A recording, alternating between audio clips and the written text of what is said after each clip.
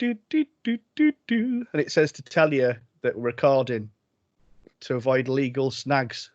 So I don't want to get any legal snags. So we're recording, lads. Yeah. You better be careful. I'll get my people to talk to your people. I know. You won't be happy. It's scary, aren't you? You two Southerners and that. Right, I'll get going. Then we'll just take it from there. Hello and welcome to another special edition of Progtor Who, Locked Down. And I'm locked down this time with a couple of cockney swines. We're bringing the south to the north. We have from the Krynoid Podcast. You'll know him. You might like him. I love him. Jim Cameron.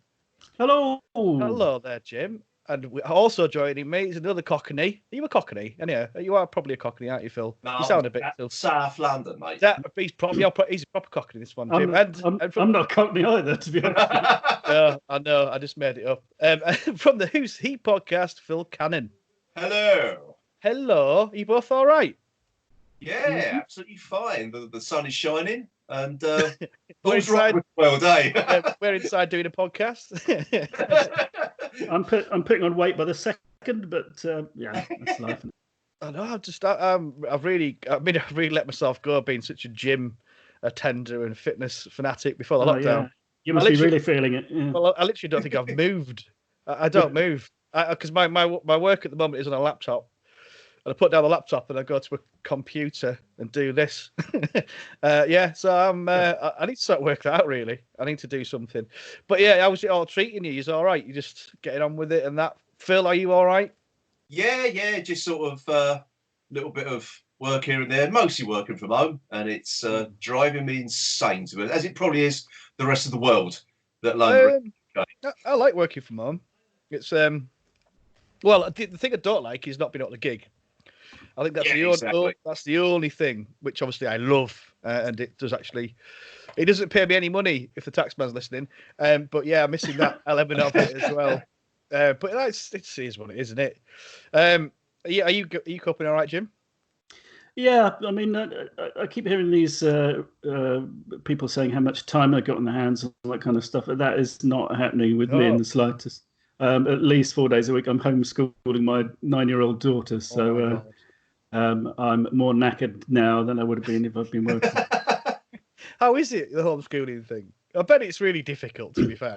Well, the novelty has worn off for both of us. I think it's fair to say. Yeah, I agree with Jim. You're doing that as well. The first week was, I think, was quite okay. There's quite a lot of interest there, I felt. But ever since then, we've discovered Roblox. So we just want to play that all the time now. Not me, obviously. So the schoolwork's gone right out the window. But they do check up on you. Big Brother is watching. That's all I'm going to say. Yeah, they do check who's logged into the website, and they send the boys around. Right. Well, we have to email some work in at the end of the week, but I can easily counterfeit that. Exactly. Yeah. We know we're older and wise. We know all the dodgy tricks of the trade, especially dodgy cockneys. Well, thank you both for joining me on this lockdown thing. Did you listen to the last one we did? So you have an idea of what's going on? Yes, certainly did. So good, because they didn't. Yeah. It was quite hilarious. Yeah, I feel quite sorry for them. Yeah, well, luckily, not having any warning about the questions. Well, luckily, Toby's a stand-up comedian, so he was very good. I think Joe was like, "What the fuck are you talking about, Bob? This is absolutely ridiculous." Even Toby was like, "That is just stupid." But it was it's better than the usual sort of questions, I thought. So I think they quite enjoyed it anyway. That's good. Good. Well, before we get into it, I'm gonna put on a song because we're Progtor Who. We put on songs, and I'm gonna put on your song first, Phil. What song have you chosen for the Progtor Who listeners? Right. I've picked a track by a band called Glass Harp, and it's from their 1970 album of the same name. Yeah. And the track is called Changes in the Heart of My Own True Love. Awesome. So it's a relatively new track then, Phil? Yes, it is. Cool. I've got my finger on the pulse of popular music. The kids are all talking about it. Over here. You know me. I always pick the music the kids seem to like. Yeah. So anyway, this is Phil's modern choice. There we go. Cool. That was a lovely song, that, Phil. Thank you very much indeed. A proper song and everything. I didn't have to put a cloister bell in, so that's always a bonus. Not that it had some swearing in it, like a lot of swearing. So that was also good. Right, I'm going to get into these questions, chaps. Ooh. So we've travelled back in time. I was going to say slightly, but I think it's quite a while now. And it's the day before lockdown, and you've got some big decisions you make before you get yourself locked down. And the Who related and not Who related, basically, this sort of list of bits you want to take. So you need a companion, someone to keep you company during this Who lockdown. So from the Doctor Who world, it can be anyone. It doesn't have to be a companion. It can be anyone from the Doctor Who world. Who would you take with you as a companion? I'm going to come to Jim first. Can I have a doctor? You can have who you want, yeah. Anyone from Doctor Who. Right. I'll have the janitor from, I don't know, he went behind the scenes and sitted there. No, I'll have Tom Baker, please. You want to take Tom Baker? Why would you want to take Tom Baker into lockdown with you, Jim? Well, I'd take the fourth Doctor, actually. I think that might be slightly more manageable than having Tom Baker in lockdown. That'd be fucking brilliant, wouldn't it? It'd be funny for about an hour. No more anecdotes, please. No, I think he'd be because he's such a mixture of everything, isn't he? The Tom Baker Doctor. I think he'd be very entertaining company. I'm sure he'd be very funny. I'm sure he's a bit handy if anything would go wrong in the house. I'm fairly handy, but fighting. But well, no, good at. You're Pertwee fighting, don't you? That's if you're going to take anyone, will you Pertwee for fighting? Well, hopefully there won't be any fighting in this lockdown house. That'll be even worse. Yeah, because Doctor Who definitely doesn't promote fighting. That's all I will say, apart from John Pertwee. Absolutely. That's a good choice. It sounds like it will get you entertained. I'm going to come to you, Phil, for your Doctor Who. Who's going to be your companion, your friend throughout this lockdown? Funny thing was, I'd picked a doctor as well, and it's the one you just mentioned, actually. Oh no. Pertwee. or John Pertwee, as I've heard him called once. So. Oh, wicked, John Pertwee. Why John Pertwee? John Pertwee. I think because he's Doctor, loads of gadgets. He's always got gadgets on him. He's got old cars I could tinker around with. He's got the Who-mobile, for Christ's sake, you know? You're not allowed out, you'll get a fine. I can play. He's got a garage. It's all right, I'll be in the garage. It'll be fine. It can fly, though, so I'd love to see some flying cops coming after you. That's a fine choice, Phil. Right, so someone from non-Who, it can be anyone from any time, famous, not famous, whatever. Who would be your non-Who companion, Jim? Well, despite what I said earlier about actorly anecdotes, I like listening to actors and their stories of a TV film and the theatre. So I saw it on YouTube the other day. I shared it. I don't know if you saw it, but it was Peter Cushing and Christopher Lee having a chat with each other. It's the last time they were. I think maybe the last time they met. It certainly was the last time they were filmed meeting. You know, it wasn't a film. It was them off not playing roles or anything. Yeah. And they just seem to have the most sort of fantastic rapport. So ideally, I'd like both of them to sit there so I could just listen to them. I'd be like some kind of a Roman emperor. Entertain me. So who would you choose? Who would you chouse, though? If it was one, it would be Peter Cushing, I think. Really? I hear he was a lovely chap. Awesome. And he used to live not that far from me. So you're Tom Baker's fourth Doctor Who and Peter Cushing. My God, that would be hilarious. Remember 1974 when we were stuck in the Shoreditch Duck and Drake or whatever? Yeah. So Larry Graham came in, blah blah blah. We had a Who. Yeah, that'd be it. That'd definitely keep you entertained. I'm probably. I was going to say Larry Grayson came in. That was another story completely, and another pub completely. I expect. Yeah. Oh, brilliant. He might not, but Tom Baker may not actually talk to Peter Cushing. He'd consider him non-canon, wouldn't he? He doesn't like doctors at the best of time, but one that isn't canon. Yeah. There could be fights, actually, thinking about it. There could be, actually. A 90-year-old man fights. Can't beat it. That'd be an added bonus. Phil, your non-Who companion person from anywhere, anytime, or whatever? Right. Well, I didn't have to think long and hard about this one, but hands down, Spike Milligan. Oh, choice. That is a great choice. Yeah. He just keep me entertained. Okay. He may have his down moments as he was wont to do. Yes. And he could shut himself away for days. But I think when Spike was firing on all cylinders, terrific entertainment. Okay, these days not politically correct, but it's only going to be me that's hearing it, so I can. He's not going to reenact curry and chips for you, is he? No, melting pot or something like that. That's a good choice. So you've got that's strong, boys. So you've got John Pertwee. Is it John Pertwee or John Pertwee's Third Doctor? It's John Pertwee's Third Doctor. So the Third Doctor and Spike Milligan. These are cool, man. You guys have thought about this, haven't you, and everything? we had a chance to think about it, so that was all.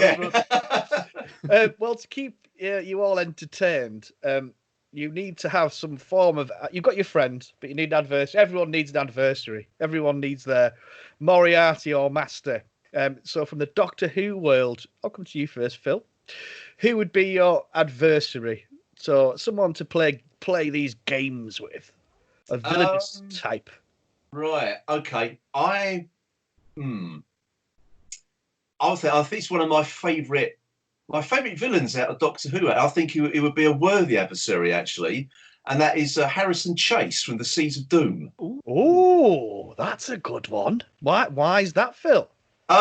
Because he is start raving mad, basically, absolutely off his chump, but entertainingly so at the same time. So just to see him ranting and raving to his orchestra of plants, with just him standing in my back garden, just talking to the plants. That's class. And then trying to turn me to the dark side or whatever he would try to do. I don't know, but so you've got John Pertwee, you've got the Third Doctor, Spike Milligan, and Chase from Seeds of Doom. Oh wow. He'd water your rubber plants, wouldn't he, Chase? Yeah, exactly. Look after your window box, so to speak. I'd take some fucking earphones with you, Phil. Jesus Christ, that's going to be a noisy lockdown. Jim, what about you? Your Doctor Who adversary? Well, it's probably quite an obvious one. It is the Master. Mm-hmm. I think it would be the most charming Master, which I think would be the Delgado Master. If he knows that he can't leave, he might try not to kill me that often, which would be a bonus. But I think he'd be pretty good company if he's not in full sort of homicidal maniac mode. He's got a lot of stories about planets he's seen and subjugated. And maybe you could tell me all about the daft plans of his that went horribly wrong. I think and also, a stream of anecdotes. Also, he's allowed to be Delgado as well, not just a character of the Master, because then apparently Delgado was an absolute gent, true gent. Yeah, lovely chap. Yeah. So that's good. Nice one. Phil, your non-Who adversary could be anyone. Anyone. It's a bit obvious, really, but Trump. Oh my God. So I've got him in a locked room. And I could kick the living shit out of him. He's an absolute lunatic, man. I've never known anything like it, and I can't believe he's the most powerful, one of the most powerful people in the world. He's like a child, basically. He's mental, absolutely mental. When it's like, when anything goes wrong, wasn't me. He immediately finds someone else to blame. Yeah, never said that. Yeah. Play it back to him. Nah, it wasn't me. Yeah. He's literally. It's insane. I don't know what's going on with this world, but yeah, we don't need people like him leading us. The problem is, he'd never let you borrow the hairdryer, would he, Phil? Well, the trouble is, he'd have to go without because I'm as bald as a coot. And So basically, Trump used to kick the shit out of him. Absolutely fine with me. Phil, that's a good choice. Very public spirited, Phil. It's all right. It's all right. Jim. Well, I also plan to take some well-known git out of circulation. And that's another real-life villain, Nigel Farage. Oh, good choice. Yeah. Why? Well, I don't know, for similar reasons. I'll give him a good... I give him a good shoeing fairly regularly. No, I think it was quite fun to have someone who's both hugely opinionated and very easily defeated in a debate. So, plus the other thing is he's bound to get the beers in, isn't he? Oh yeah, because he's one of the lads, isn't he? He's one of the lads. Yeah. One of the lads. Absolutely one of the lads. Fucking they'll have a decent supply. And after a while. That's the trouble, though, Jim. We both pick people who cannot be defeated by logic. Yeah, that is a good point, actually. Yeah. Well, that keeps it going longer, doesn't it? That's true, actually. Yeah. As much as you like, and you just won't get anywhere. No. He's been quiet as I mean, I don't know because I'm not really online and that anymore, but he's been quiet for Arge, thank fuck. Absolute fucking bellend. I don't know if that is the case, but he hasn't been quiet for a while because Brexit's, blah blah. Well, hasn't he been broadcasting out of his living room? Because there was something the other week because he was sort of broadcasting in worryingly short shorts. Oh God, what's God. Yeah. And it makes me laugh though because they're both obviously a pair of utter selfish fucking narcissistic assholes. Yeah. And the friends. Fucking Nigel Farage is friends with the president of the fucking United States. Says it all, doesn't it? You know what I mean? It's absolute fucking nonsense. Says it all. Cool. Well, before I get really angry, because I do get angry about such things. Really? I don't think we've ever noticed that. No, I just. A massive reason why I'm not upon the social media right. We're going to move on. So you've got your friend, you've got your adversary, but you need some sort of device or gadget. So from the Doctor Who world, Jim, what device or gadget would you take with you into lockdown? I would like to take with me the time-space visualizer from the Chase. Why is that? So in case anyone watching or listening can't remember what this is, it allows you to watch any moment in history on a very small screen in a massive set. So if you sit close enough, you can actually see what's going on. But yeah, I think that might be quite good fun. I mean, presumably we've got TVs and stuff, but I mean, this would be a little bit better, wouldn't it? Getting the old Tudor courts and all the Roman skullduggery, all that kind of stuff. I think it'd be really interesting. I might learn a thing or two as well. Yeah, and you can watch the Beatles apparently Yes, live somewhere, and you can dad dance to them as well, which is important. Phil, how about you? Actually, I would like the moment from the Doctor. You mean Rose Tyler? Billy Piper. Billy Piper. That's what he said. No, Billy Piper's already done it for me, actually. No, the actual. I love the design of the prop. I just think it's a gorgeous looking bit of objet d'art that I could have in the corner, and I could just threaten people with. If the third Doctor gets a bit too pompous or Trump just won't shut the fuck up, I'll press the button. All right, now shut up.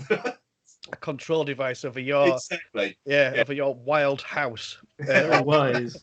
Very wise. What non-Who device or gadget would you take with you, Jim? Well, I mean, this is slightly ironic because these are things I have already, but I have no time to do anything with them on my current lockdown because I'm homeschooling all the time, it feels like. I'd like to take a guitar and a Beatles songbook with me. So I can just learn all the songs. As I will say a bit later, my memory is absolutely atrocious. So it would take me a long period of lockdown to memorize these songs and be able to play them at the end. But I would consider that some kind of achievement. But Beatles songs are hard, Jim. A lot of chords. Yeah, I've got the easy Beatles song,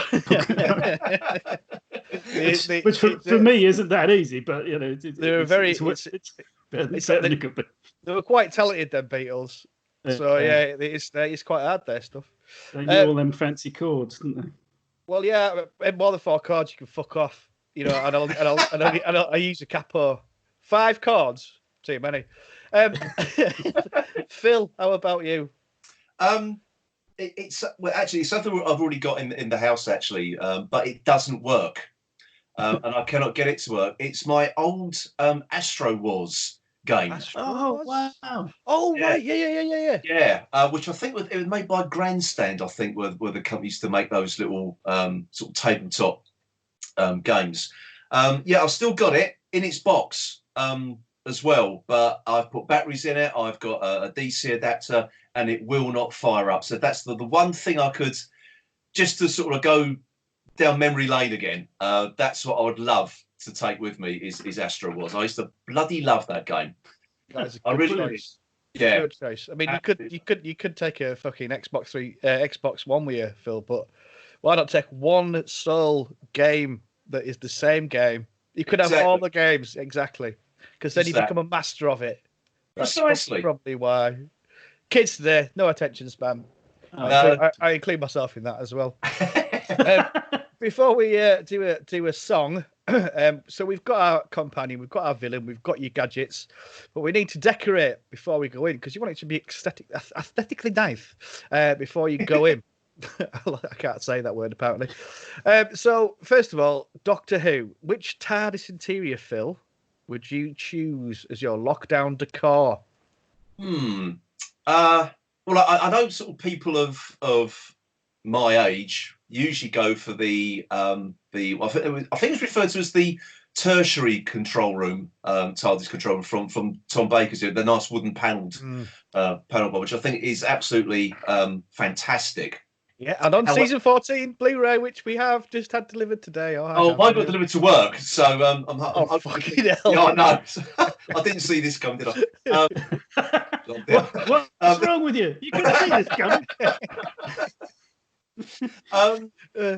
But no, I'm actually going to pick something from of the modern era of Doctor Who, and I like the 12th Doctor's Capaldi's amazing console room. Yeah, absolutely gorgeous, that one. I really love it, and I think it's one of the things that's kind of upset me the most when he left as the Doctor, because I thought, well, we've got the I knew that was going to go because you don't seem to carry over console rooms to different doctors these days. When you get a new doctor, you get a new console room.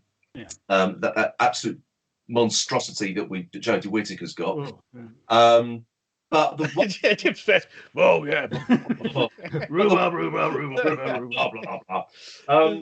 the one thing that upset me the most, the BBC Doctor Who, I think, Twitter account, I think it was, posted a time-lapse video of them dismantling the old Capaldi concert room set. And I thought it was so disingenuous to sort of like, right, okay, out with the old, in with the new. Look at our lovely new shite made out of crystal set. It's not even crystal. It looks like it's made out of literally just random shit from the Aldi fucking aisles. You know what I mean? It's absolutely fucking wank, that TARDIS. Especially, like you say, after the Capaldi TARDIS, which is the best TARDIS. Yeah, and I thought it was a gorgeous piece of design as well. The fact that they could actually sort of film 360 degrees around the set. I think people might expect me to say the Matt Smith console, his first console room when he was supposed to become the Doctor, because I've been on that set. I've been photograph taken, and we had to pull all the levers and muck around. It was absolutely brilliant. But I just like Capaldi's one. I think it's absolutely gorgeous. Fine shout, sir. Jim. We have our first snap of the day. Hey! Yeah, mine was going to be the Capaldi TARDIS interior as well. Yeah, I mean, it feels like somewhere that, unlike maybe all the ones, well, maybe all the ones ever, perhaps, it feels like somewhere you can actually live in. You know, you go up a few steps, don't you? You get, like books lining the walls. You know, there's places to sit down and read. And I don't know if we just talk about the console room, because there's plenty of other stuff that TARDIS. There's a library, isn't there? Yeah, so I mean, it's just like the decor kind of thing, the vibe, because you're gonna have to like where you're gonna be locked down in, Jim. You see? Yeah. I'm with Phil. I'll go with that one as well. I think it's a thing of real beauty and practicality. Very practical. Yes. So you're sort of non-Who decor. You've got another room that you can kit out. What sort of vibe would you go for, Phil, for your second interior? Well. Do you know what? I've always liked this idea because I'm a child of the 70s, and it always fascinates me. So when I grew up, I'll be able to enter these kind of areas. It's those sort of those old sort of, the old gentleman's club, high back leather chairs, roaring fire, Yes, whiskey in a decanter by the chair, and of course wood panelled walls, dark wood panelled walls as well. Yeah. Yeah. And of course, the aroma of the room has got to be the manly smell of a pipe. Sounds amazing, to be honest. That's, and elderly BO, of course. It's pretty much Tom Baker's 14th series TARDIS, wooden TARDIS interior anyway. That's basically, yeah, without any booze, fags, and a high back leather chair. I bet there was a lot of booze and waiter fags service. I think it was a lot of booze and fags in Tom Baker's TARDIS. Yeah. What about you, Jim? I'd like something fairly sort of light and airy, I think. I was thinking of something kind of Romanesque, so big pillars, high ceilings, marble, and all that kind of stuff. I mean, it'd be a bugger to heat, but, hopefully this fictional world will pay for that. Weather's turned. Weather's turned. Nice now, isn't it? I'm yeah, warm. nice. I can't go out now. I mean, it's locked down anyway, but I'm ginger. The sun's even too bright for me right now. So that's me. Yeah, we are. Oh, exactly, Bob. We are practically both vampire, aren't we? Yeah. Nosferatu. Yeah. Life is no different whatsoever. That sounds It's lovely. just Like a standard summer. it's like a sort of Roman kind of marbly. Yeah. Well, the other thing is that for my sins, I went to a grammar school. The last few ones left in the world, I think, when I was growing up. We found him. We've discovered him, Phil. He's a Tory. Oh, don't you He's dare! He's even wearing blue. Look at that, eh? This is craft work. It's nothing to do with the Tories. By the way, I just want to put a little interject there. Jim Cameron's not a Tory at all, by the way. Thank you. Yes. Thank you. But yeah, that's why he's had Farage round. yeah, we'd be high-fiving each other all the time. I was going to say, meet the leader. me and Jim have had some top-level bants and probably said lots of offensive things towards each other, but I don't think we've ever felt so bad about something I've just said to Jim. I'm really going to take that back and apologise. Yes. Anyway, to complete that thought, but before I was rudely insulted, because I went to grammar school, we had to do Latin for a couple of years, so I could brush up on my decades-old Latin skills by trying to read all the inscriptions as well, which might keep me busy for a while. Especially as all the U's look like V's, that's enough to confuse me. Yeah, Boris Johnson can read Latin. Anyway, it's your. You know what? I bet Farage can as well. But he can fucking. He cannot read. Trump's dead. He can't read. A bit too foreign for Farage, wouldn't he? Yeah. Would read it out, would he? Bloody foreign. Secretly enjoy it. Yeah, with their ancient languages. Cool. Well, it's your turn for a song, Jim. So, what have you picked for us? Well, I was trying to think of something that might be appropriate for a lockdown. So at first I was thinking of Escape by Journey, which is one of my one of my guilty pleasure bands. But then in between you inviting me onto this and tonight, I heard the title track to the Brothers in Arms Dire Straits album. Again, one of my favourite tracks. I just haven't heard it for a long time. And it is absolutely a wonderful lyrical piece of guitar playing, which the lead guitar is about my favourite thing in the world, really. And I think there's a kind of sort of brotherhood message in there for these dark times. We should all band together. I know it's not very helpful to talk about the virus as a war, but I think the message of brotherhood in this is important at the moment. Hear, hear, sir. Here it is, Dire Straits, the proper version of Brothers in Arms. Cool. I love that song, Jim. Cool. Cracker. That's one of the first albums I bought. On CD. Me too. No, I. Do you know what? I've got Brothers in Arms on CD, cassette, and vinyl. Oh. I'm a massive Dire Straits fan. I've managed to see them on the last tour they did, as well at Wembley. I seem to do that a lot with bands. I saw Pink Floyd's last tour, Dire Straits' last tour. I was doing right Jonah, and I killing him off for that, yeah. Well, I you were in the audience. I was in a Dire Straits tribute band. Yeah, yes, you were. You said Liar Straits. Yes. And it were quite good. Just never fully got off the ground. Tribute world is a very hard thing to do. But it was cool. I must admit, I was fucking bored of Dire Straits by the time we got to enter it. But I love Dire Straits. I love the first two. I love the first three albums. The first two, I love them as a 4-piece. Yeah. Just such that pure, clean fucking tone and great groovy like songs. Pete Withers on drums is just incredible. It really adds a life to it. I mean, it was a complete change after making movies. Obviously, they got the organ in him for making movies, and it was a complete change to this whole stadium synth band. If you'd have sort of said Dire Straits will be a massive stadium band, like you'd have gone, what the fuck are you talking about? Yeah. I mean, even when they did it, it was just the sound they created. It was just absolute genius. But I am definitely a fan of the earlier stuff, from having to learn a lot of it. For me as a bass player, it was a lot more fun, the earlier stuff, and groovy. Cool. Well, thanks for that, Jim. That was lovely. Cool. Right. So we know who our friend's going to be. We know who our adversaries are going to be. We know what gadget we're taking. And we know what our rooms will look like. But we need something to wear, chaps. So which costume from the Doctor Who universe? It can be any costume, not a Doctor costume. Even though I look quite dashing in my McCoy. This has cost me nearly 300 fucking quid, and it's not that good. It's good. It looks okay to me. Well, it's all right, but it's I wanted to go to charity shops, and do it on the cheap. But anyway. So, what are you wearing, Phil? What are you wearing, Doctor? What am I wearing? Don't be dirty. It's going to be a Doctor costume, and it's going to be one that I actually own. I've got two actually. I've got the 12th or the 9th Doctor, and I'm going to go for the 12th because I do like that that look. Actually, you can see there's a certain theme going on with me this evening with Capaldi. You like Capaldi, don't you, Phil? Yeah, I do. I think he was really underrated and unfairly treated. I think the public didn't really take to him.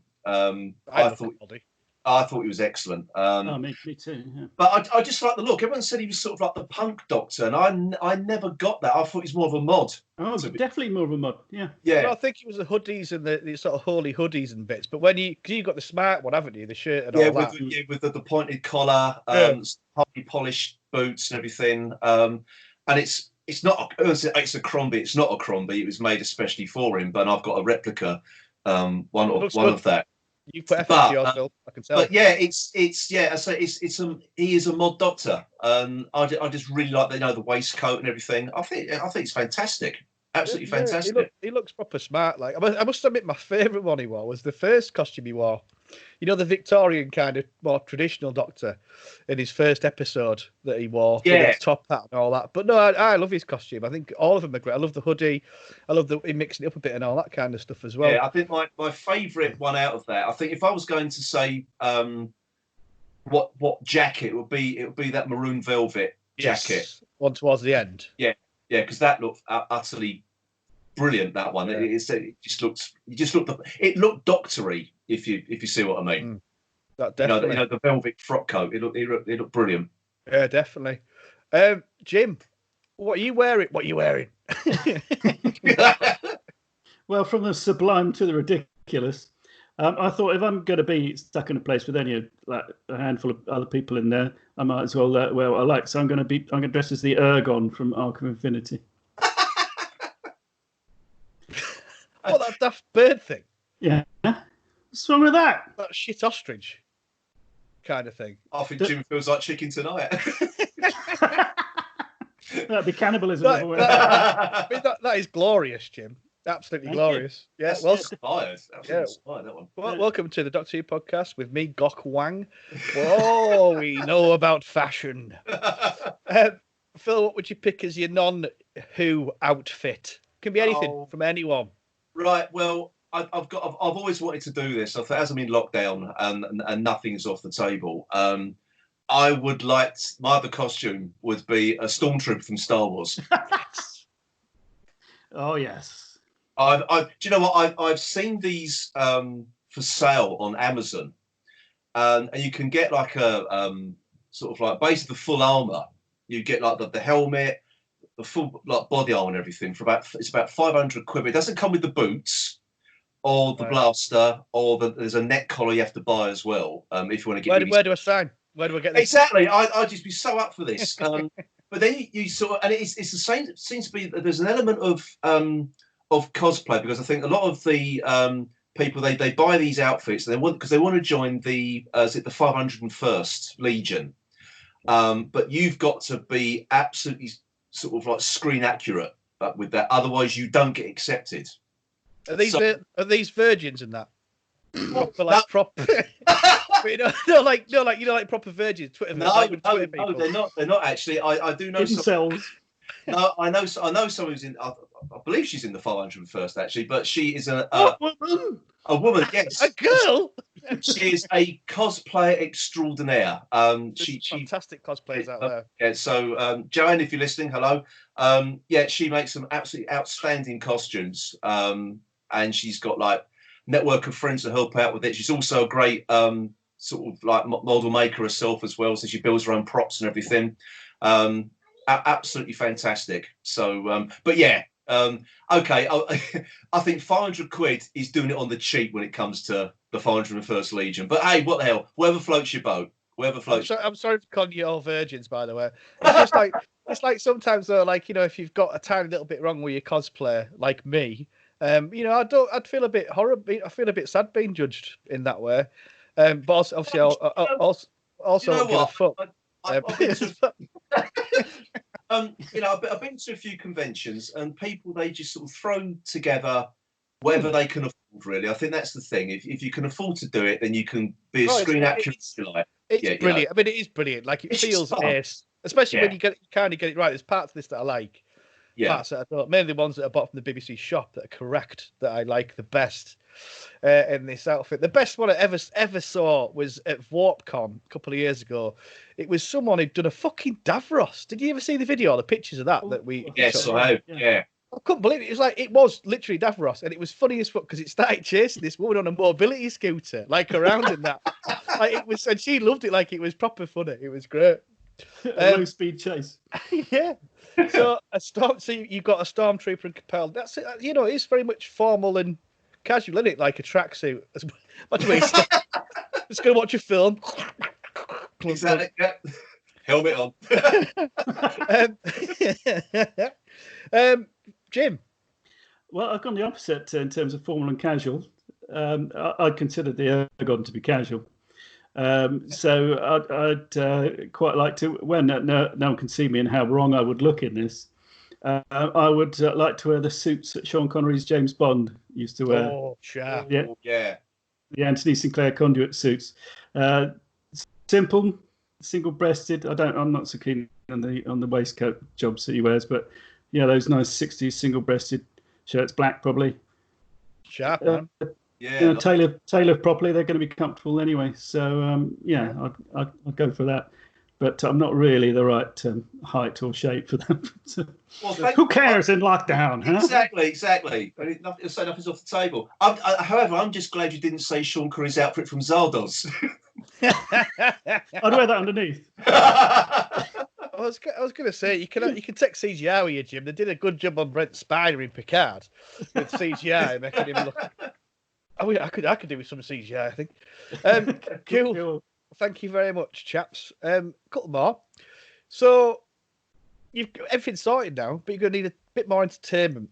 So which Doctor Who story would you take with you? And it can be any Doctor Who story, a book, obviously TV, book, audio, whatever, fanfic, anything. What Doctor Who story would you take with you, Jim? Well, my favourite Doctor Who story is Talons Wing Chiang, but of course I don't want to be have my house burnt down as a Nazi by somebody. And it was very eloquently defended by Toby on the last one of these. Yes. It was on the podcast that was not that went out. That's what I'll say. Okay. Were they fisticuffs or something? No. It took a few goes to gauge the tone, shall we say? Okay. All right. Well, anyway, we won't go over that ground again. So I thought I'd better pick something else. I think when you're trapped and locked down, you want something with a bit of variety, something to take you to lots of different places. So I'm going to go for the Keys of Marinus. It's one of my favourite TARDIS teams at the peak of their powers, I think. Yes, it's shonky here and there. And the brains have very strange voices, but it's all part of the fun. I might have to go back and watch that, Jim. Actually, I've not seen that for a long, long time. I'm trying to rack my brain. You should. You should. Well, it's set in lots of different places, isn't it? Because I have to go and find the keys and all these different places on Marinus. Plus, there's a bit at the beginning and the end where they first get there. So I like the kind of variety of it. It's 6 episodes long, so keep me going for a bit longer than some of the others. I'm quite happy to go for the keys of Marinus. If Talons has already been taken, you can have Talons as well if you want. I love them both, and thanks very much. God bless you, Gavin. Yeah, fuck Twitter. Phil. Inferno. Great fucking shout. These are really good shouts, lads. Like, I did not expect these.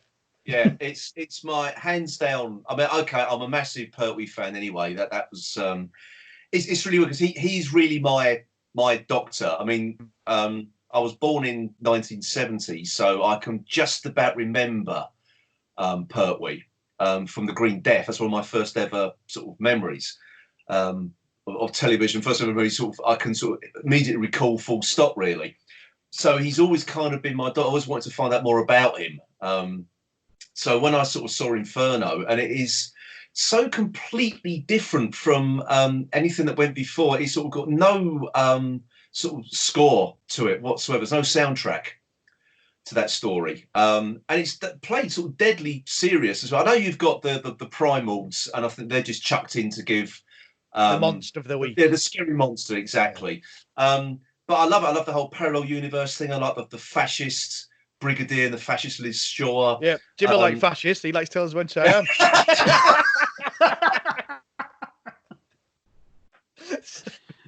Nothing wrong with that alternative universe that I can see. We're so sorry, Mein Führer, but but yeah. But you've got that, but the whole thing of messing around with nature and nature sort of fighting back, and I think it's a really cracking story. I really do. And I think sort of season 7, Pertwee's first season, I think is my all-time favourite season of Doctor Who, hands down. Brilliant. To be honest, I really do. So yeah, definitely Inferno. No, I couldn't agree more. Like that is my favourite Pertwee story, Inferno, definitely. Cool story, Jim. Anything, book, audio, whatever, any story from all of time. What's the other non-Who story you take with you? The non-Who one. Well, my favourite book is George Orwell's 1984. It's just arrived today. Yeah. It's a cracker.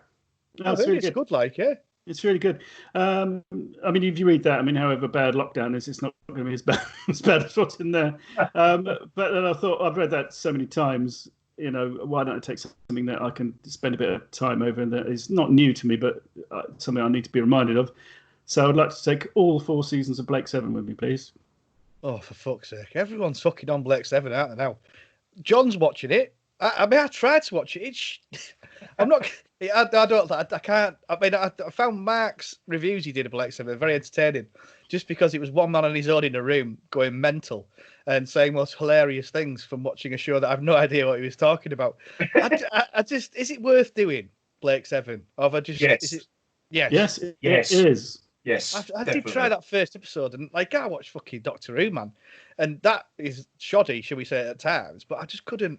I'm going to try. I'm going to properly try. It's on YouTube, but it's the actual. It's more the story and the characters. I feel for Blake 7. Yeah, it is.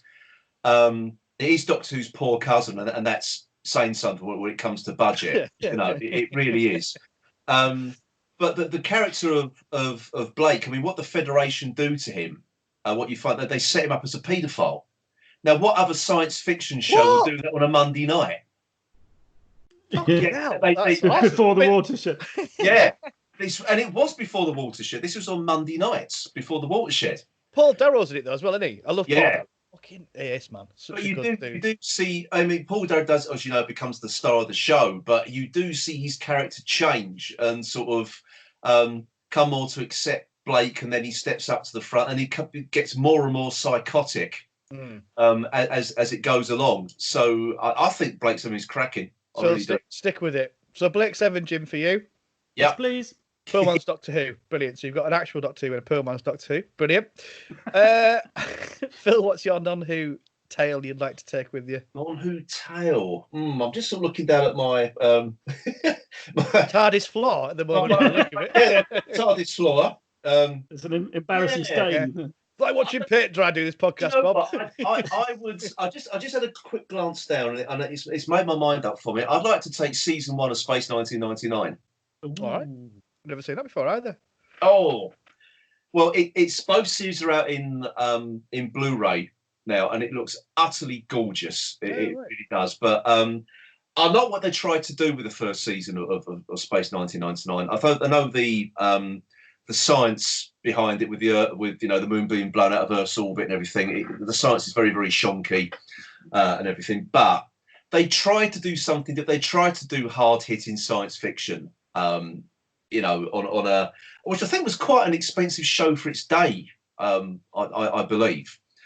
And I think they all try to take it. It's very, very earnest, very, very serious. Plus, you've got some fantastic guest stars there, like Peter Cushing and Christopher Lee, for argument's sake. It all goes very, very wrong in series 2, but entertaining. Yeah, but nevertheless, very, very entertaining. But no, I definitely take season 1 Space 1999 because it not only do I absolutely bloody love it, it's got the coolest space vehicle ever, the Eagle. Oh yeah. Is it so? Have they properly remastered the negative as well on these new Blu-rays? They did it with the Next Generation, made it look fucking mint, like brand new kind of thing. Does it look brand new? These Blu-rays? It does look brand new. It's a gorgeous transfer. It really is. So I cannot recommend it highly enough. The model work was always beautifully filmed, wasn't it? So if if you restore that to its full glory, then it's really going to work. Yeah. I've got it on Blu-ray. I haven't watched it yet. Maybe that's I would do that in lockdown. Exactly. Yeah. You can share it by your post. We can have watch parties. Amazing. Oh, that's cool. Yeah. If socially distanced, just be careful. Of course. Always. No, physically distanced, not socially. You're getting this wrong, isn't it? The social thing, we're socialising now. It's physical distancing. It sounds a lot. It's negative, isn't it? What's physical as well? Because people like hugs and that. But I'd rather, the physical distance than literally saying, "Look, go into isolation," kind of thing. But anyway, we digress. Jim, I must apologise. I kind of interrupted you a little bit there with Blake 7. Was there a reason for Blake 7? And we didn't quite get the reason why. Well, I mean, between that and Doctor Who, it's been the two of my favourite ever programmes, and I've been occasionally Blake 7 just, depending what mood I'm in, it becomes my favourite. Then dips back down again. But if you should go, I mean, if you look, yes, when my mind is chemically altered, Blake 7 becomes my favourite. But no, but if I don't know if you'd agree with this, Phil, but I mean, if you like the sort of frontier in space, Sunmakers type of Doctor Who, that's what you're getting, I think. I love both of them, by the way. I love both of them. I need to get past the first 10 minutes. Cool. But again, it's the attention span, isn't it? I'm young, guys. I'm hip and happening, and I have. You're not that young. Let's be honest. Oh, actually, Jim, lockdown, Serverland. I don't know what you're saying. Sounds a bit racy, though. Ooh. Oh yeah, Serverland, very racy. Are we allowed to have the characters come off the screen and into the room? Yes. This is completely utterly fictional. You can do what the fuck you want. So that's absolutely fine. Cool. Right. I love this one. It doesn't. So it's we're drenched in Doctor Who, all of us, without a doubt. I mean, for me personally, I can't remember Doctor Who not being in my life, and I think you guys are probably similar. What's been the best thing that's ever happened to you? Being a Doctor Who fan. So, for example, for me, there's loads of things, conventions, moments when I met Sylvester McCoy, getting to know you two, believe it or not. There's bits like that, that make being a Doctor Who fan or this show very special. So what's your favourite memory relating to Doctor Who, Jim?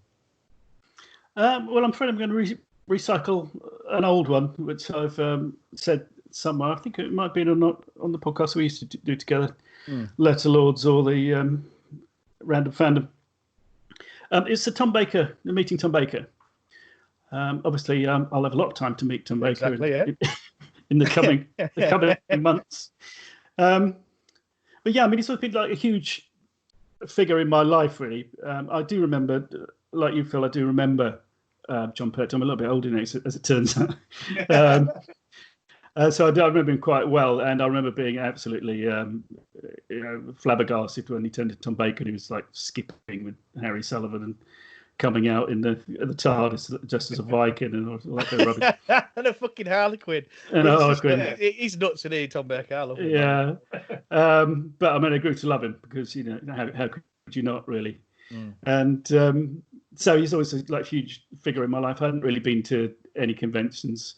I think I went to one in Manchester, possibly before this. I can't remember the chronology, but there was a Doctor Who shop in the East Ham, and in London town. Yeah, that's in that there fancy London. That London. I've seen it on telly, but I've never been there before. It sounds like magic. I got on a train to London Station. Bloody hell, you're brave. Aye, I went to Leeds once. Careful. But yeah, so this is proper Cockney territory. Anyway, well, kind of. Anyway, he was doing a book signing. Do you remember his book? His sort of sub-Roald Dahl, The Boy Who Kicked Pigs. No, I want this book in my life. Yeah, he wrote a kids' book called The Boy Who Kicked Pigs. Of course, he fucking did. Which is a load of nonsense and then a horribly protracted child death scene at the end. So I want this book so badly. It's never been televised for some reason. No one's adapted it. There's a gap there, Big Finish. Anyway, they will definitely fucking fill it. No. Say it 3 times, and Big Finish will do it. Anyway, he was signing this book, so of course it's one of those things. I mean, it's not as bad as it is now, where you have to pay like 300 quid to stand in a queue for hours and get 5 seconds with somebody. You had to buy his book in order to. I wanted to buy his book anyway, but I picked it up and went over and got him to sign it. And I was slightly in awe of him because he's a big unit, isn't he, Tom Baker? Well, I mean, he's shrinking by the day, unfortunately. Hope he's all right. But I mean, he's a big unit, and he's already his big sort of light grey Mac, and his big light grey hair, and his big light grey face. It was just like this huge like blur of shining light coming out from behind his desk. So I got this thing and signed the book for him for me, and I asked him what he was going to do next. And he said, well, I'm going to work with Reeves and Mortimer on...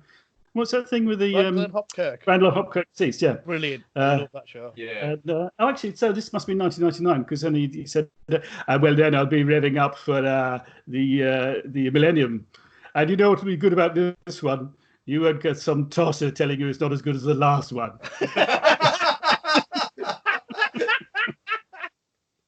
So, judging by the... That was a good impression. You get on Dead Ringers. Oh, thank you. John Kershaw, off you, Jim.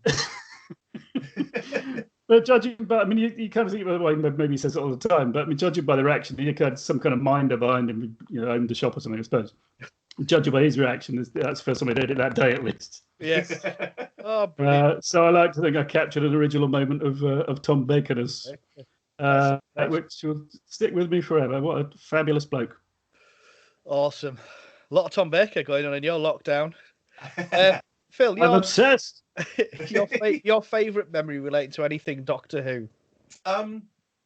Well, God, since I've been podcasting, I've sort of been very, very fortunate. I've met some absolutely fantastically sort of funny and talented people. And you. Hey, there's always a downside, isn't there? Kind of everything. I've been fortunate. I've set foot on the TARDIS set. I've interviewed people connected to Who as well, some of the all-time sort of heroes and everything. But my one favourite Doctor Who memory is actually talking to my dad.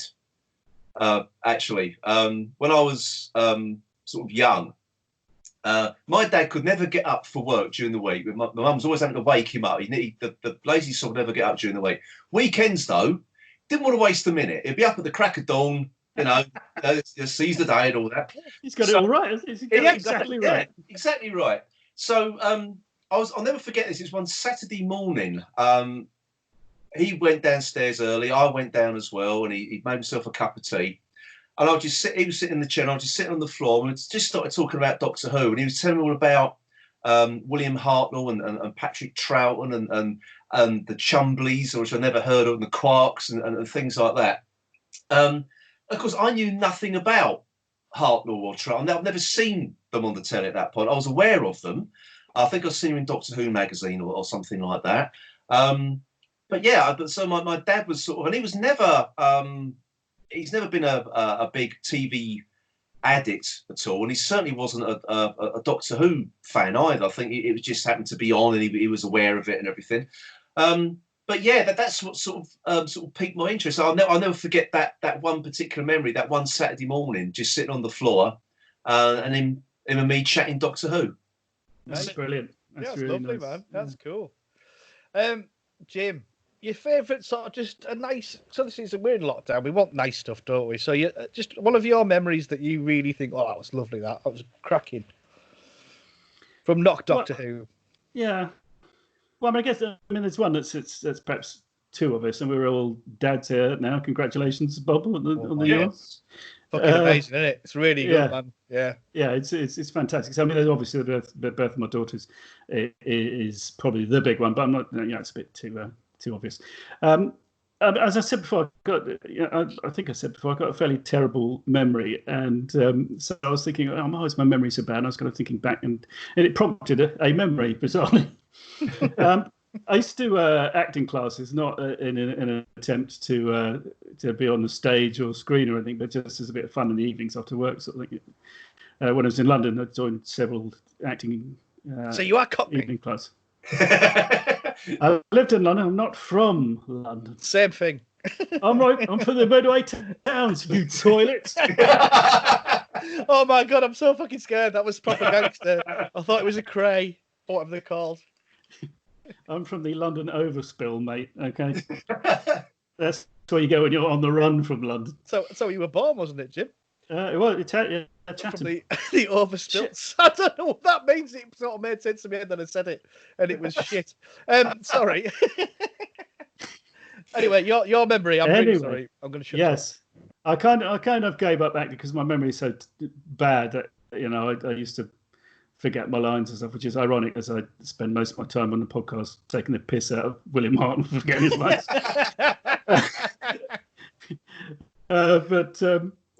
So in the end I thought I used to get more nervous because I like being on the stage. I wasn't nervous about that, or being a different character. I was nervous about forgetting my lines, which after a while becomes a bit too much. So I then joined an improvisation evening class. That's what I did, Jim. From acting, couldn't remember a fucking line. Improv, back it up as you go along, like exactly, like no life. Lines to remember. Yeah, get on a stage, show off, no lines to remember. I didn't know I was in the presence of a couple of lovies. I had no idea, darling. When me and Jim were down, the paint of the powder. When me and Jim used to go to Shoreditch to the Dragon and Egg, we had such a good time. Fluella Benjamin was there. She was such a hoot. I won't tell you about the ping pong. Always bought his round, Checkers. Always bought his round. Oh, Checkers, yeah. Always got his fucking knob out, didn't he, eh? What a fucking clan. So sorry. Jim, I'm really sorry. Improvisation. Where were we? I used to go there every week and improvise with the rest of the group and stuff. And then at the end of that, it culminated on a sort of kind of a performance. I mean, the guy who ran the thing used to kind of like fire stuff at you while you're on the stage, and you just had to react to it and go on with it. So there's nothing to learn or anything. You just had to think on your feet. And well, it's like a drug, isn't it? When I was on stage, all this stuff was being chucked at, and I was just coming up with stuff off the top of my head, and tons of people were laughing, and it was one of those exhilarating things I've ever done. So it's a bit self-centered, but that would be my favourite non-Who memory that I can think of at the moment. Totally get that. Totally get that. It's amazing, and it's one of the hardest things to do. Like, you know, playing guitar in a band or playing guitar, whatever. You can tell a few gags and that, do a few funny songs, and you get people laughing. But to fucking go out and just not really know what you're doing, and then you pull it off, Archdeacon, it's awesome. It wasn't that kind of improv.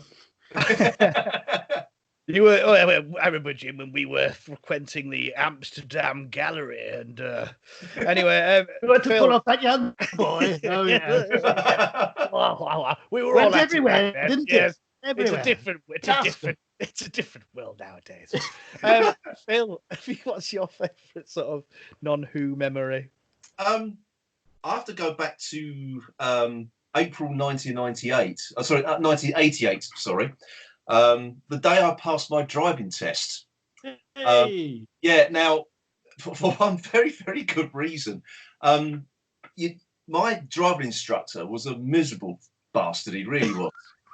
And I think he was always sort of pressuring me into taking my driving test. So, because I think my mum and dad bought me 10 driving lessons for my 17th birthday. So, so I used them up. And I just carried on taking lessons. I thought, I will take my test when I'm good and fucking ready, basically. Oh, okay. course, yeah. So, because have you put in for your test? Well, you really should put in for your test. I thought, well, no. So I'll do it when I'm okay with Usually it. they want to fucking milk it, don't they? You know, Well, like exactly, you know, exactly. get the money every lesson and all that. And I don't know whether he thought, well, you know, I could get another season out of this Muppet if he fails his test. So anyway, I put in for me test, get the date, and I don't know if it was the same for everybody, but you get like a 2-hour lesson before the test itself. So you do a few things. So anyway, I couldn't do a thing right for 2 hours solid. I screwed everything up, absolutely everything. So I got to the driving test centre. I don't think I was sitting in the waiting room less than 5 minutes, and it's sort of like the Phil Cannon. Yeah, okay, here we go. So anyway, drove off, did a few things, and this guy was just scribbling away on his pad. And I thought, That's alarming. Shit, I've really Drew a massive cock, really detailed. So I thought, that's it. I've completely screwed this up. So, and I just relaxed after I thought, sod it. That's it now. So then he said, can you do your emergency stop? So I'll tap on the dashboard. I want you to do emergency stop. So yeah. So anyway, he tapped the dashboard with his clipboard, and I slammed the brakes on, and I felt the back of the car just slide slightly, and it held. And he went, okay, drive on. So I did that. So anyway, we got back to the test centre. And he said, okay. He said, I'm going to ask you a few highway code questions. And he asked a few things. And one thing he said, what do you look out for on a zebra crossing at night? And I went completely blank, utterly blank. And I went, the zigzag lines leading up to it. Yeah. Apart from them, I was sitting there like, mouth open. So they flash. But the beacons, because back in the 80s, you had the flashing beacons. Bleacher beacons. Yeah, bleacher beacons. So yes, that's fine. So he said, okay, well, your test is over. I thought, here we go. He went, I'm glad to say you've passed. Right. So yeah, get in. So and I was so proud to tell him that I've been the only person in my family who's passed their test the first time on the first attempt. So that usually means you're the worst driver. Yeah, exactly. You have more accents than anyone else. Exactly. So anyway, this isn't my best memory I'm taking away from this. It's a bit of a long preamble. I'm a bit like Robert Peston asking the question. So my best memory of that day is I get out the car and my driving instructor comes walking out towards me, and the look in his face, and I was waving my green slip like I said, so I've passed. And it was a look of, it was so many different emotions going through his face. It was anger, disappointment. I'm not being funny. He sounds like completely utter cunt, your driving instructor. What's the opposite of pound signs in your eyes? Yeah, that's what he was getting, wasn't it? It was. It was something. It was everything was happening all at once on his face. It was. and he just couldn't believe it. It was shock, awe, everything. And that's what I will never ever forget. I will never forget that day. But it was just the look on his face where I go, "Yeah, I've passed." Because that's more triumphant than the passing, isn't it? Exactly. It was. Yeah, that was. I will take to my grave. Your driving instructor's face when you. I was gonna just to touch on drive because I was never asked about driving. I was too fucked on drugs and drink and being a rock star. But then I got a job when I was about 22 because we had to get a job. Our keyboard player had a job at a paper, and I started in telesales or whatever. And they said, "Oh, you can have a brand new Astra." This was a long time ago when I was about 22, 23. If you pass your test in 4 weeks, 6 weeks, whatever it was. And my driving instructor, I will not name him. He was cool as fuck and loved bands and stuff. He used to get me to drive to gigs so he could get pissed, and that was like my lessons. So obviously this is completely wrong. So driving like fucking from Northallerton to Middlesbrough on the A9. Yeah, come in the motorway now, Bob. Just fucking indicate. Go, go, go. He had pedals as well, like. So he took it. So because I was into music and he was a good laugh and all that. Like he was, and also like he was a fucking shagger and all. Like tell you, unbelievable. not with me. And he was about like 50 and all. Like, an absolute fucking lad. But yeah, so and anyway, so we had a good crack and all that. He was a top fellow and all that. Especially like 23, maybe what I was. And then I did the 2 hour thing you were saying, Phil, before me test. And I was fucking shit at driving, man. Probably because I was fucking high. But he took me on my 2 hour thing before, and I've never seen him. He just fucking made me feel like utter shit. And I was like, oh my God, I'm not going to do this. And the guy that was the, I don't know what you call him, test person or whatever. Examiner. Yeah, he was renowned for failing, and there was fail rates and all that stuff. But as a new guy, because he was off sick, I went around, did my bits and all that, and it was shit. And then passed. And I walked out, and my driving instructor was there. Going, it's first time, like in 4 weeks now, quite intensive. Like I said, driving a drunk driving instructor around to gigs. And he was like, "Yeah, man, I knew I was just like trying to fucking get you going and all that kind of stuff." Yeah, it was cool. Then they got driven to Harrogate from Northallerton, which is a 45-minute drive, to pick a brand new Astra, which I nearly crashed about 17 times bringing it home at 40 mile an hour on the motorway. It was awful. You should never give anyone a driving license. Fucking hell. Like, whatever.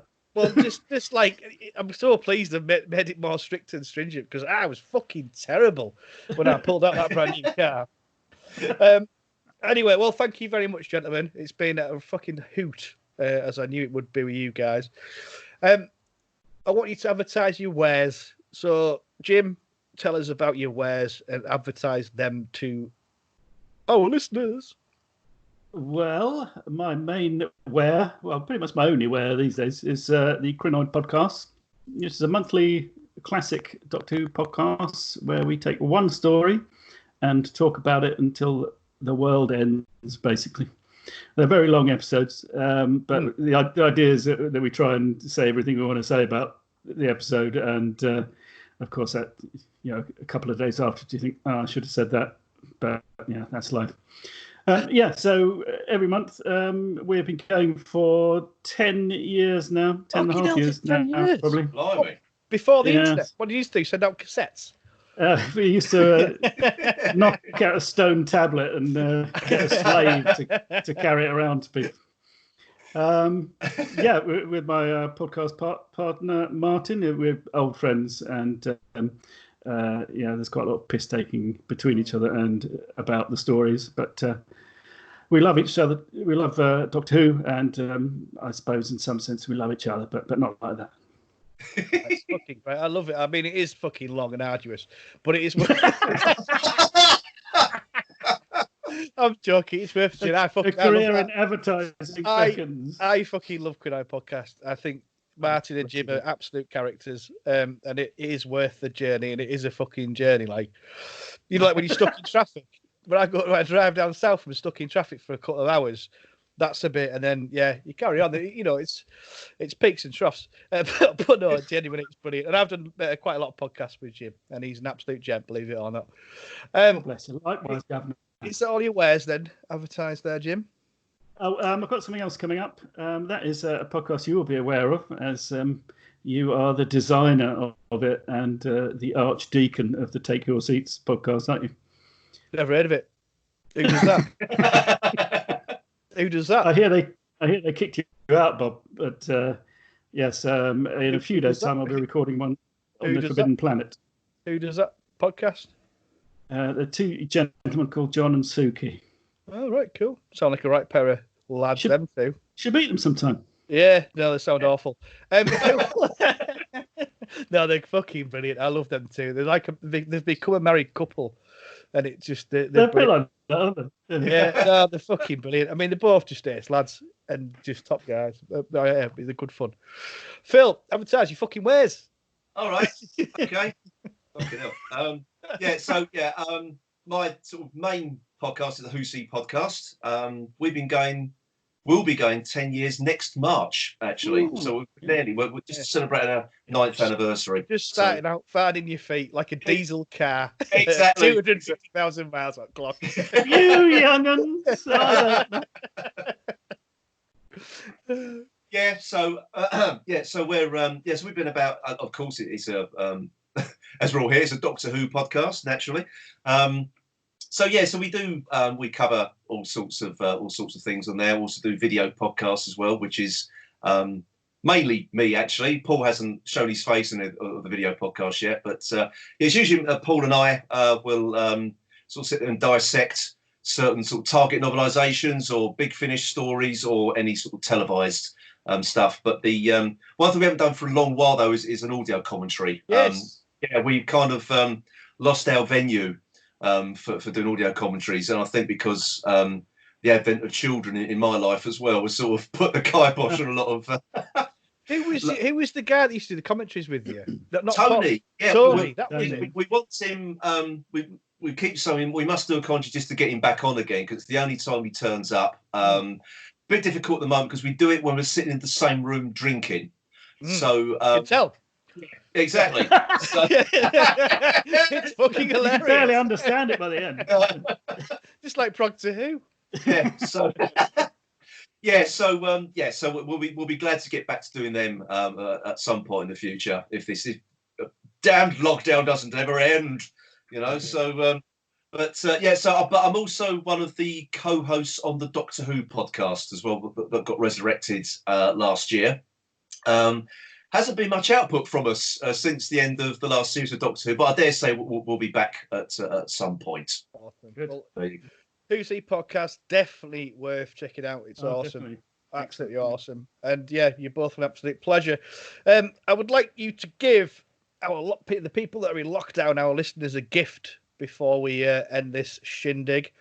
I would like you to recommend something, anything, book, something to keep them entertained. Phil, recommend.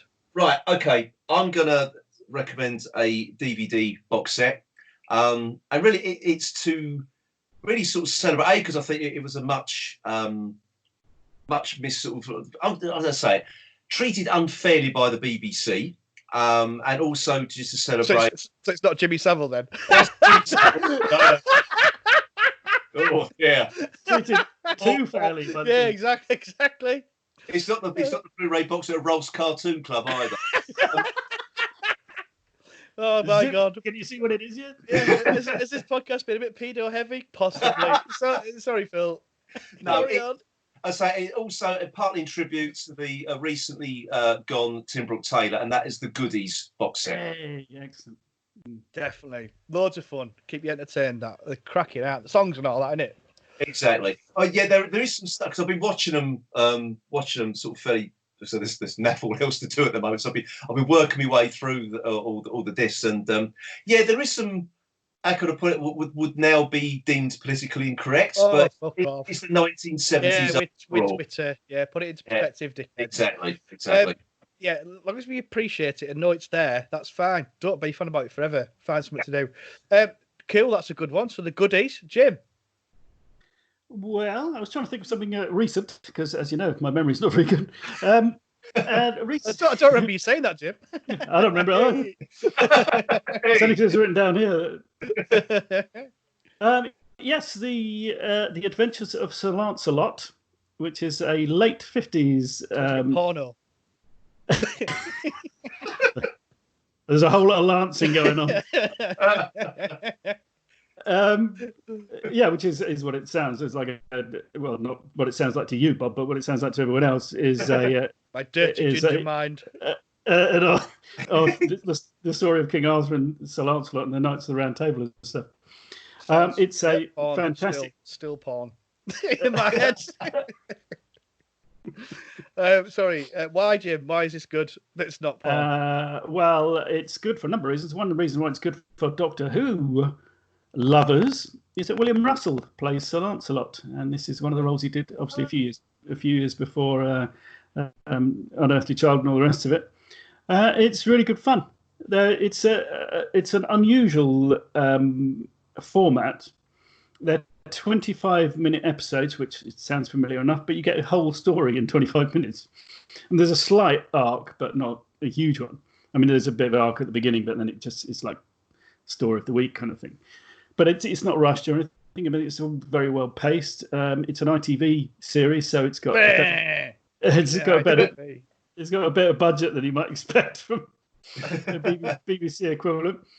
And although he's a bit younger, it always feels like to me that Ian could have been left behind on some adventure or decided to not carry on, and became Sir Lancelot, particularly as Sir Lancelot's sort of backstory is very mysterious in this. You know, he doesn't really say where he's come from or anything, so he kind of fits in that he just like stepped off the TARDIS one time and then just carried on with his swashbuckling stuff only as Sir Lancelot. It's really good. I mean, there's loads of familiar faces turn up. Darren Nesbitt, who was Tagana in Marco Polo, is one of the actors who appears every week, playing different parts every week. It's a weird sort of repertory sort of style. There's about 4 or 5 actors who come back every week and play different parts every week, and there's sort of three or four who are the same character every week. It's odd, but I mean, I guess that's what 50s telly used to be like. I mean, where can you find this? On BritBox or something? Or not yet. I'm hoping it will turn up, but I've been getting it from. Do you remember Pornhub.com? Yeah. Sorry, Love Film. I got it from Big Boobed 60s and over. No, it's. Would you remember? I always feel guilty when I finish when I've been watching that, Jim. What was that? Sorry. You're lucky you can finish after watching it. But Love Film kind of died, but it was that kind of thing where you they had a vast amount of DVDs and you could hire them out. Yes. There's a company called a website called Cinema Paradiso where you can do the same thing. So when Love Film carked it, I've moved over to there, and they've got a similarly huge set of things. So if you want to chance your arm on something, it's a really, really good way of. Yeah. Not like that, Bob. Sorry, I'm really sorry. I'm not sorry. I can't care less. Cool. That's a couple of random recommendations. Oh, a network DVD, or what are they called these days? They sell it, and it's quite often in their sales. So next time it is, I'll buy it, I think. Oh, cool. There we go. Good stuff. Couple of recommendations there. Well, thank you very much, gentlemen. It's been an absolute fucking pleasure, to be honest with you. Same here. I'm going to play out with a track, and it's by. There's a song called "Rush Hour" by King. Have you heard of King before? I've heard of Jane Weedlin did a song called "Rush Hour." Is this the same one? No, it's their song. It's a band called King. They're sort of quite a big blues rock band. They supported John Mayall, and they absolutely blew off stage because he's white and shit. And they're ancient, or a they old band. Actually, I've got it's not really a John Mayall story, but there was a double headline sort of concert. I can't think it was at the Fairfield Halls in Croydon. It was Peter Green and John Mayall. Oh no! Yeah. On the same bill. So it was just. And I thought they were going to at some point. They did 2 separate sets. I thought at one point, sure, they got to come on stage together. Yeah. No, it didn't happen.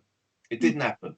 So Peter Green, one of my guitar heroes, he's the best blues rock guitar player ever. Absolutely amazing. Brilliant. So he starts playing "Man of the World," which I think is an absolutely beautiful track. But he doesn't sing. He doesn't sing it. And also, by the way, it's one of the best blues rock singers and guitar players in one man. Yes, yeah. So, but anyway, he starts playing Man of the World, and he does it as an instrumental. So I thought, where's because the lyrics, the song sort of got a lot of meaning behind them, everything. So it was done sort of as an instrumental. So he finished his set, was going more and more like that. So he started to walk off. His band stayed on, and they sort of went come back on. And he looked around back at me and just went, nah, like that. Yeah. And just walked off the stage, and that was it. It was just the most peculiar walk off the stage. Nah, I can't be asked. The thing is, John Mayall, right? but John Mayall came on. He was on his own. He just came with the keyboard doing his thing.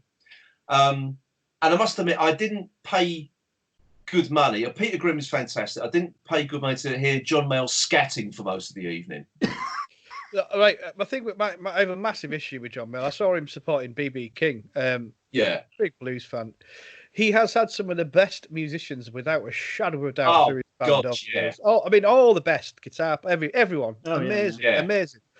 He's just not very good. I mean, I do sort of.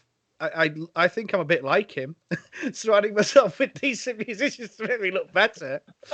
But he's just not very good, and the only way I can describe it is he's just too white. And I mean, I don't mean that in any way. I had to make so when I turned 30, me and my mates who'd done original music for a long, long time, we thought, right, what we're going to do? We do a cover band, make some money, blues. We'll do blues, easy, 3 chords. It's fucking not. It took us like 2 years to find a groove. You know, and by white I mean just straight. You know, like if you know the song Cocaine, JJ Kell's version's just do. Do you see what I mean? It's like trucking. Yeah. Clapton's is like do. Oh yeah, everybody, if you want to get high. Do you see what I mean? That's the difference. That's not blues. So when I say it sounds too white, that's like I mean by like blue collar, kind of like by the numbers. Blues isn't about that, and it took a long time to fucking realize. Yeah, there might be 2 chords or 3 chords in this song, but it's not about that. It's about how you fucking feel it out. And Peter Green, best for me personally, in my opinion, best blues rock guitar player and fucking singer. And it was very sad what happened to him because he didn't do it himself. He got fucked over in Germany on some mega acids and then went nuts. And he has done stuff since, by the way, on Spotify. And some of it's really good. Very, very, very, very, very, very sad. But not that sad because you got Fleetwood Mac, proper Fleetwood Mac after that. And they were not bad either. Cool. Anyway, enough about ranting about blues. This will probably be going on YouTube, our YouTube channel, which we've now done. It's raw, obviously, as you'll appreciate, and it's just the raw footage, but it's hopefully people will find it fun. I've been Bob. Thank you very much for being joined by Phil Cannon from the Who Podcast, Jim Cameron from the Krynoid Podcast. It's been an absolute pleasure. Hope you've enjoyed it. And goodbye!